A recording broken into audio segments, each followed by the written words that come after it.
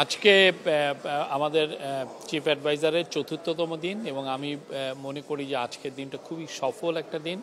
উনি সকালবেলায় চলে গিয়েছিলেন কাতার ইউনিভার্সিটিতে, ওইখানে ওনার একটা স্পিচ ছিল, ওইখানে অলমোস্ট মানে কোশ্চেন অ্যান্ড অ্যান্সার, এবং উনি মূলত কাতারি যে স্টুডেন্ট ওইখানে কিছু বাংলাদেশি স্টুডেন্ট সবার জন্য, মানে ওনার যে ইউথদের জন্য, ইয়াং পিপলদের জন্য যে মেসেজ, হ্যাঁ সেটার উপর উনি ওনার যে 3-0 নিয়ে যে ওনার vision, 0 unemployment, 0 poverty, 0 net carbon emission, এটা নিয়ে যে ওনার যে ভিশন সেটাকে উনি আউটলাইন করেছেন।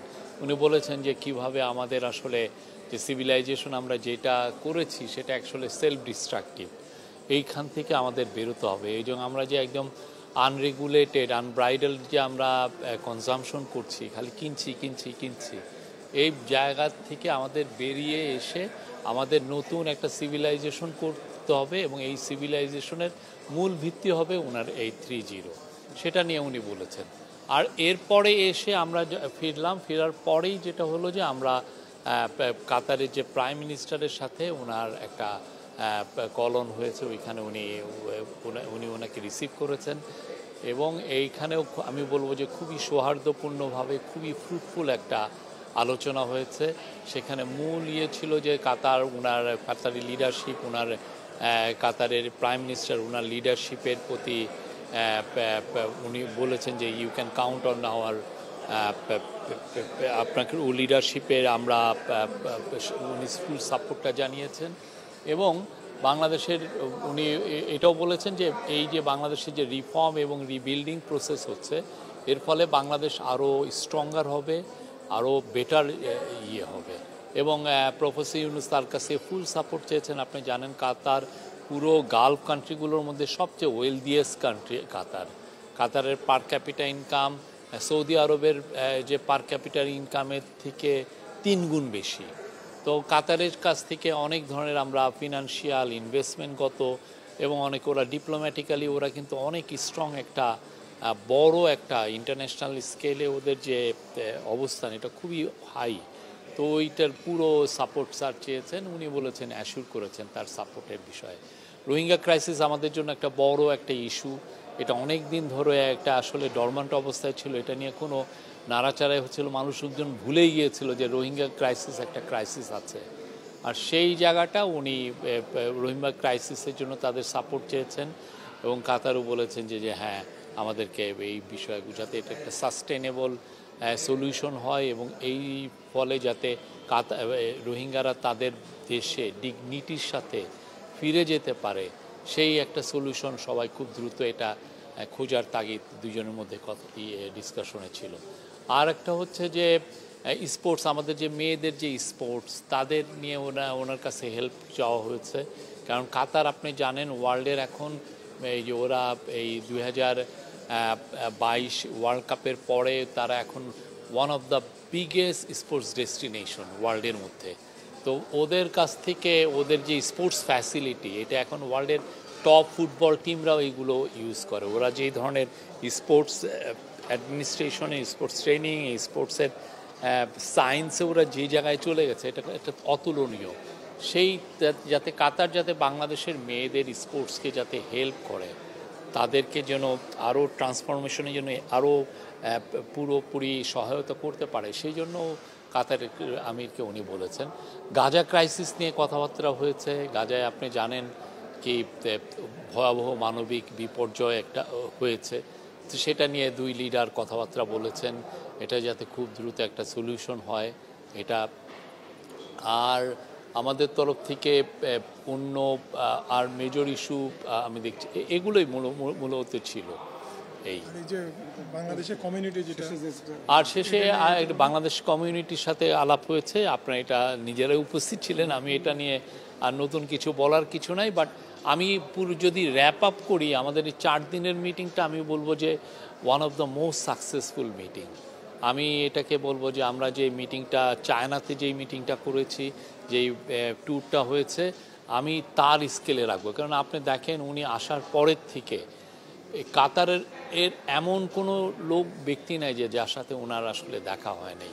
কাতারের আমির বিদেশে আছেন, উনি ট্রাভেলিংয়ে আছে বলে ওনার সাথে দেখা হচ্ছে না, কিন্তু কাতারের প্রাইম মিনিস্টার, কাতারের 2টা ডেপুটি প্রাইম মিনিস্টার, কাতারের কমার্স মিনিস্টার, কাতারের সিনিয়র অফিসিয়ালরা, কাতারের আমিরের মা শেখা মোজার উপর আপনি যদি গুগল করেন, উনি হচ্ছেন আরবের মোস্ট প্রমিনেন্ট এবং মোস্ট ইনফ্লুয়েন্সিয়াল আরব ওমেন। ওনার যে উনি সিঙ্গেল হ্যান্ডেডলি কাতারের যে কালচারাল সিনে উনি যে অবদান, এটা একটা অতুলনীয়। হ্যাঁ, তারপরে শেখা হিন্দের যে উনি কাতার ফাউন্ডেশনের সিইও, আর কাতার ফাউন্ডেশন আপনি দেখবেন যে ওয়ার্ল্ডের অনেক অনেক বড় বড় ইস্যুতে তাদের কন্ট্রিবিউশন আছে। এতে শেখা হিন্দের সাথে দেখা করেছেন।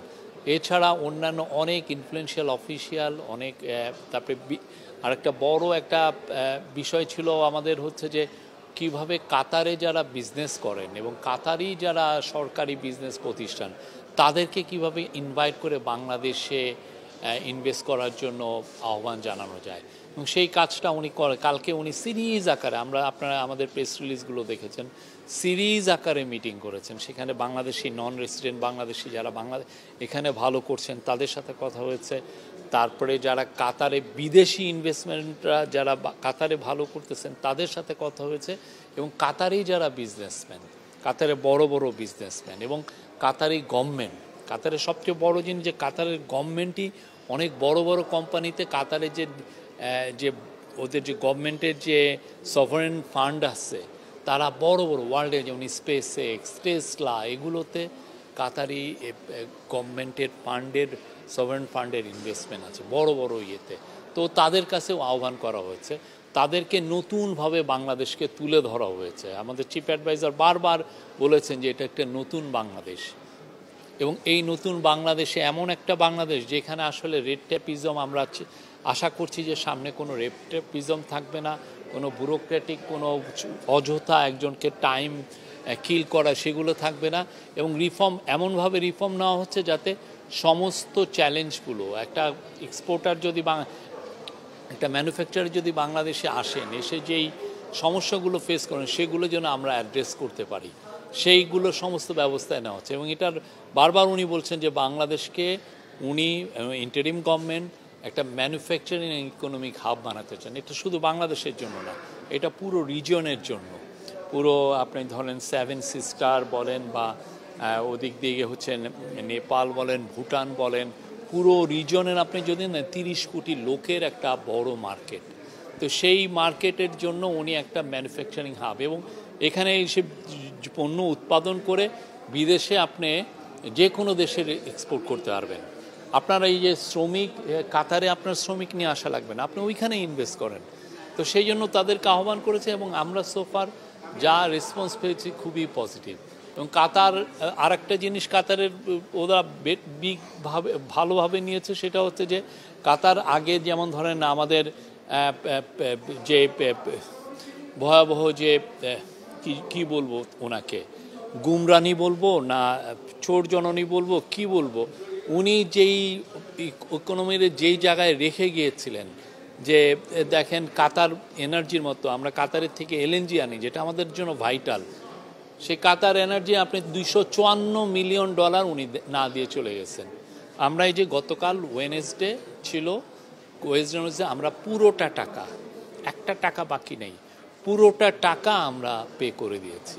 অন্য কোনো সেক্টরে কাতার সরকার বাংলাদেশ থেকে আর কোনো টাকা পাবে না। এবং ওদের আরেকটা হচ্ছে যে কাতার এয়ারলাইন্স, ওরা বাংলাদেশে যে অপারেট করতো তাদের যে প্রফিট, তাদের যে রেভিনিউ, এটা ওরা রিপ্যাট্রিয়েট করতে পারতেছে না, সেটাও আমরা অ্যালাউ করেছি। না, you can repatriate any money. তা আপনি এটা তো বুঝছেন যে ইকোনমি বাউন্স ব্যাক করেছে, আমরা একটা সুস্থ জায়গায় নিচ্ছি। এবং সবার এই যে উনি আমাদের এনার্জি অ্যাডভাইজার বলেছেন যে আমাদের $3.2 বিলিয়ন আউটস্ট্যান্ডিং ডেট ছিল কোম্পানিগুলোর কাছ থেকে, আমরা সেটা কমিয়ে $600 মিলিয়ন এনেছি। এবং সামনে আমরা বলবো যে কয়েক মাসের মধ্যে এটা দেখবেন জিরোতে এসে ঠেকেছে। এটা কি, it sends a positive signal outside the world যে না, আমরা we are ready for business. আর একটা হচ্ছে যে আমরা খুব দ্রুত, সত্যিকার অর্থে আমাদের একটা প্ল্যান আমরা এখানে জানানো হয়েছে যে আমরা একটা ল্যান্ড বেস এলএনজি টার্মিনাল করতে চাই, যাতে আমরা প্রচুর গ্যাস আনতে পারি। আমাদের অনেক আছে, কোম্পানি আছে, ওরা বলেন যে আমরা এক্সপানশন করতে পারছি না বিকজ আমরা গ্যাস পাই না। আপনারা যারা ইকোনমিক কাভার করেন তারা তো শুনেছেন এটা, তো আমরা চাচ্ছি যে খুব দ্রুত তাদের এই অবস্থাটা যাতে না থাকে, আমরা যেন প্রচুর, আমরা অলরেডি কাতার এলএনজির সাথে কথা, এনার্জির সাথে কথা হয়েছে যাতে প্রচুর সংখ্যক নতুন কার্গো আনা যায়, এবং এটা একটা খুবই, আমরা বলবো যে এটা কম মূল্যে আনা যায়, এবং এর ফলে যেটা হবে যে বাংলাদেশে যারা এক্সপানশন করতে চাচ্ছেন, আমাদের গার্মেন্টস সেক্টরে অনেকে প্রচুর অর্ডার পাচ্ছেন, সেই এক্সপানশনের জন্য যাতে আমরা এনার্জিগুলো দিতে পারি, সেই কাজটা খুব দ্রুত হচ্ছে।